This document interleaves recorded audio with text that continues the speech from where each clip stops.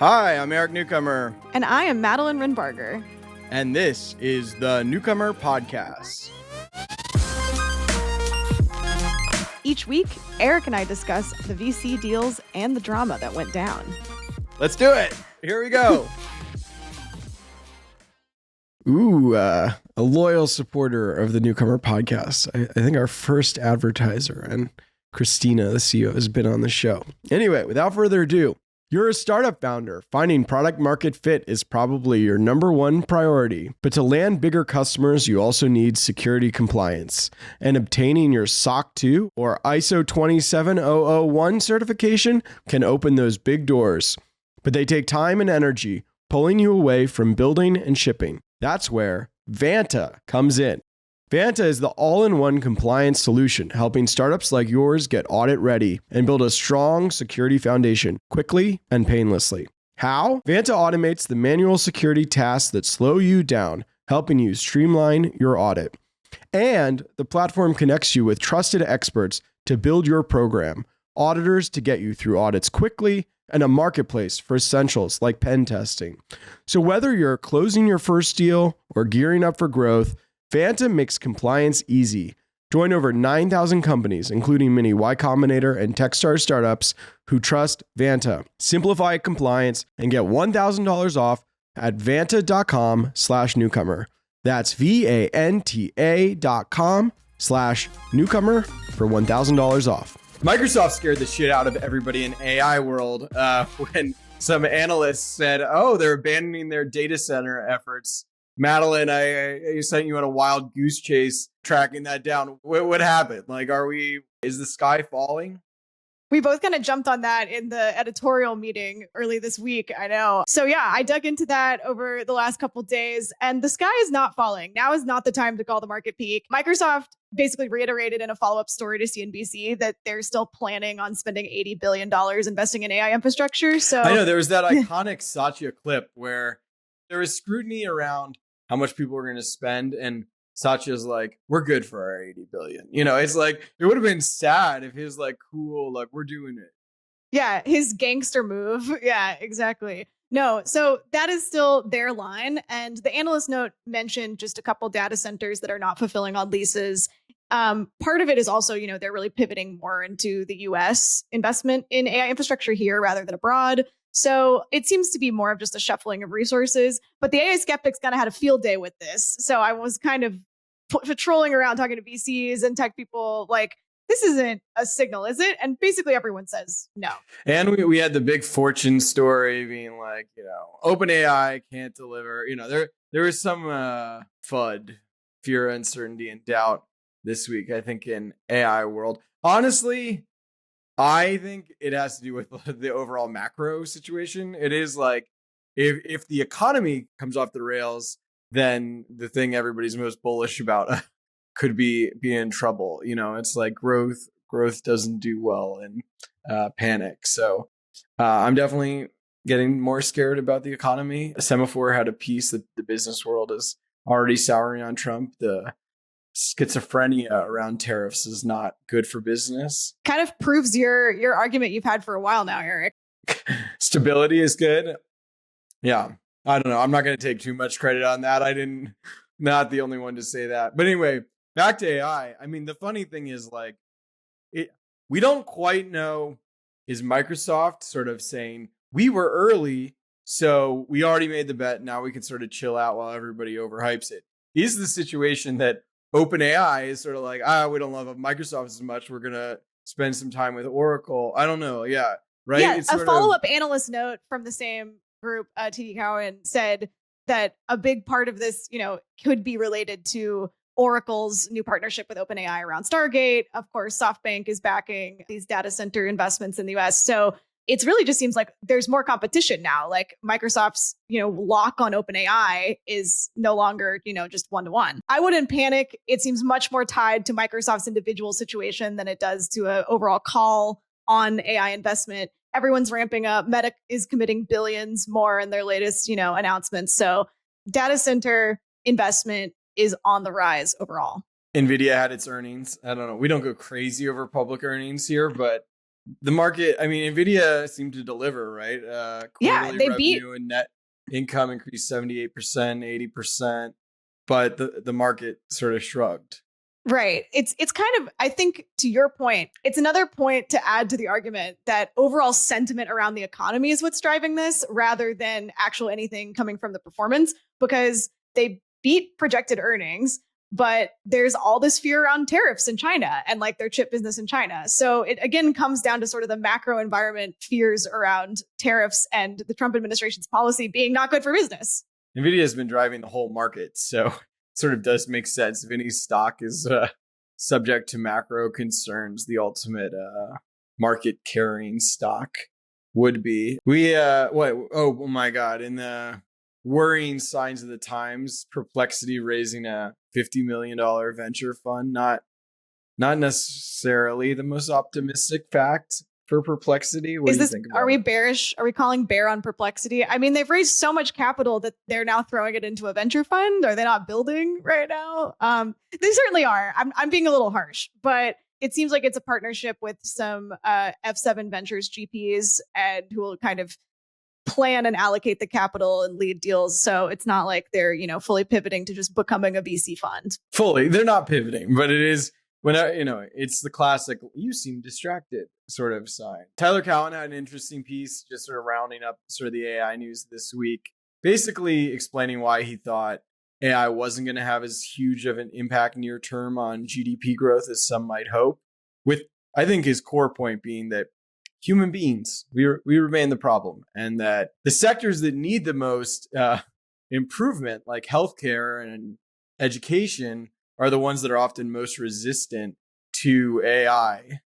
Yeah. And beyond that, construction and services, a lot of industries where it's clear that there are AI tools getting built that can really benefit these industries, but they're heavily regulated, and getting that tech integrated into the workflows just takes a lot of time. And business leaders in the sectors are just really slow to adopt new technology, almost famously so. A bunch of the government being another key player here, like government adoption is a huge part of our economy, but it's going to take a while for AI to get there. I think it's honestly a fair take. It's definitely not a bearish take. He's still very bullish on the technology. Oh, yeah. Yeah. I mean, I think it sort of describes where we sit. I mean, it's like, yeah, important technology, but it's not at the moment the stuff of sci-fi. Speaking of, as we're recording this, I think there is a live stream right now that OpenAI, it's Thursday at like 3:30 Eastern. And I think OpenAI is sharing GPT 4.5, which is, I guess, notably not 5. It is still their largest and most knowledgeable model yet. They've said, but it's not a frontier model, and they've kind of hedged it. It is its largest LLM, and it's improving on GPT-4's computational efficiency by more than 10x. The company said in a statement. So it certainly is a step up. It's just not quite at what maybe we were predicting GPT-5 to be in this. Where's my PhD? I need, you need your PhD assistant. PhD at my fingertips, and I will accept nothing less. That's our roundup of all of the AI news of the week. It seems like there were just gobs of it. But moving on, there's also media news of the week that, Eric, you got involved in, as per usual. What's the point of having a podcast where you can talk about whatever you want than to talk endlessly about media, the self-referentialist industries? Two big things happened that I was opining about on Twitter and that I will talk about here. One, Jeff Bezos said that the Washington Post opinion page would now be oriented around free markets and personal liberty, which it sounded very like we're trying to copy the Wall Street Journal. Exactly. There already is a paper that does this. I also joked, I wrote, honestly, before Trump was elected, I was tweeting that Newcomer is pro-capitalist, blah, blah, blah. Yeah, so we've been on this before. It was cool. Yeah, exactly. Which, whenever the other people join you to the party, then I'm naturally by disposition like, oh, not a party I want to be in anymore. Like overcrowded. I'm like, so I guess the markets are getting overhyped. I don't know. What was your reaction to the Washington Post news? I found it, frankly, just pandering to the presidential administration. I took it as just like, oh, we're not going to hit you too hard on this. We're going to focus on markets and stay out of politics and have kind of this free market idea. But also it just felt so like it it felt like a statement that came from the same place that his non-endorsement in the presidential race came from. And the more worrying thing to me over any of this, it's like, obviously this is the editorial board. It's not like taking control of the newsroom and what they're publishing in straight news. But it did just feel more like, oh, well, of course, if you're a billionaire and you buy a newspaper, you're going to influence what's in the paper. That's what this is a vehicle for. Well, I sort of, we're a very small publication, but, owner, publisher, author. And it's like, I certainly, no matter how big Newcomer gets, it's my name. I wouldn't want it really having opinions that were so far from my own. So I'm sympathetic, like, why buy a media organization if you can't shape the perspective? But I mean, it's a half joking sort of take.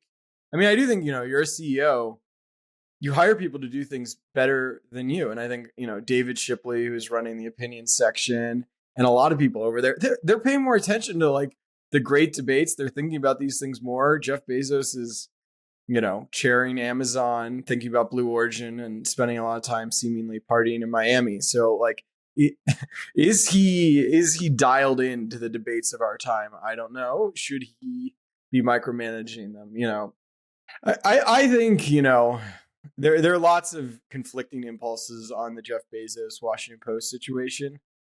But I do agree with you that the conflicts are really unappealing. I mean, Ben Smith said on this podcast a year plus ago, like, we're all in sort of the courts of billionaires. And like, you can really feel it with this, where it's just like Jeff Bezos's personal, interactions with Trump matter a lot, and we don't really get a lot of visibility into it. And that's impacting what was once, the second most important newspaper in the country. And that's just like, it's a sad statement for journalism, obviously. And that's really sad. And I do think, like, not to talk my own book, but like Newcomer, when we put stuff out, it's like, yes, it reflects my sensibility, but then you can interrogate all of me and I respond and I engage. With Jeff Bezos, it's still like, he's not going to take culpability for every opinion piece in the Washington Post, and he's not going to be answerable to them. So it's sort of like, I'm going to put my thumb on the scale in a somewhat hard to assess way, in a way that you could never really fully hold me accountable for what's published. And so then it's tainted. It's not a publication that's like, we're trying to represent the legitimate debate in the United States right now. It's like, oh, it's sort of relevant to what Bezos thinks, but not enough that he'll actually take ownership, answer questions, and like do the hard work of having a coherent ideology represented in the pages. So I just think it's a solution that's not going to leave anybody happy. Another piece this week, too, that you got involved in, Eric, Brian Johnson of longevity fame was front running what he claimed to be a New York Times hit piece coming out about him. Everything has become tactical. I was most upset that like journalists get tagged with like, oh, they have an obligation to be like fair and accurate and objective. I don't agree, but it's like, the journalists get like this sort of, oh, you've taken on moral obligations. Whereas I'm just like a wild person who just flings shit at the wall and like nobody cares, So I hate that sort of idea that because journalists have taken on certain ethical expectations that somehow they should be viewed more harshly than sort of the influencer class who just like says whatever they want and acts with pure sort of self-interested strategic opportunism. And so, I keep hammering this point that I'd rather be an influencer / creator that exceeds expectations than a journalist who disappoints them. We live in this world where if winning means winning the battle on social media, like better to just like have better results than the person you're arguing with, than to have the person you're arguing with be saying, well, you hold yourself out to be some beacon of morality and I'm just a mere billionaire in some cases. It's like, the media, I'm a billionaire on Twitter. Just Elon literally is saying, next to the president, like, oh yeah, we're going to get some stuff wrong, but it's like, if a reporter ever gets something wrong. And so, in the very minutiae of journalism, I think the idea that Brian Johnson's taking advantage of a fact check to wield it against the reporter, it just sort of disincentivizes good fact checking with highly hostile sources, And now moving on to our deal of the week, UK-based Lovable, a developer tools company, raised an additional $15 million in fresh VC funding led by Creandum and angels, including Lenny Rachitsky. They had raised a $7.5 million pre-seed back in October, but the biggest, most impressive part of this raise, which is why we're talking about it here, is they did 0 to 17 million ARR in 3 months, and they're still growing exponentially. That is, of course, per their disclosure, but that's... Lovable is an idea to app in seconds, according to the website. Looks like use chat, build an app. The coding and app building, clearly one of the hottest use cases out there. And it's gaining huge traction. I mean, that's just an incredible run rate at just with such a small team. I feel like it's also notable that it's, coming out of London, which, a lot of people have not pegged London as the hub of this AI revolution. The UK is in the game still. I don't know. There's promising developers there. We're bullish. Off this Lovable deal, Stripe did they really promote their investor letter, but it is interesting. And they chart sort of the growth rate of companies on Stripe broken down by AI versus SaaS. And it shows that the AI companies took 24 months to get to 5 million in annualized revenue, whereas SaaS companies took 37 months. So, while, there are lots of questions, what are the moats, blah, blah, blah. The reality is many of these AI companies are growing much faster than we saw with SaaS. And so that's got investors really excited. Before we go, we have an important announcement here on Team Newcomer. We're doing another reader mailbag next week. Important. We are asking for questions. What a big announcement we have. We are doing a mailbag. Huge. Just send us your questions. You can comment. You can email us. We're both first name at newcomer.co. We have a Google form on the newsletter if you look at the mailbag post. If you want to be anonymous, just say so and we'll honor it. We're also inviting screeds. You're welcome to opine. I won't necessarily. This is one of those rare times where a comment as a question is actually very welcome. So. Also, while we have the form out, just send us your scoop ideas or give us tips. But yeah, we'll answer your questions next week. So send them along. That's our show. Thanks for listening.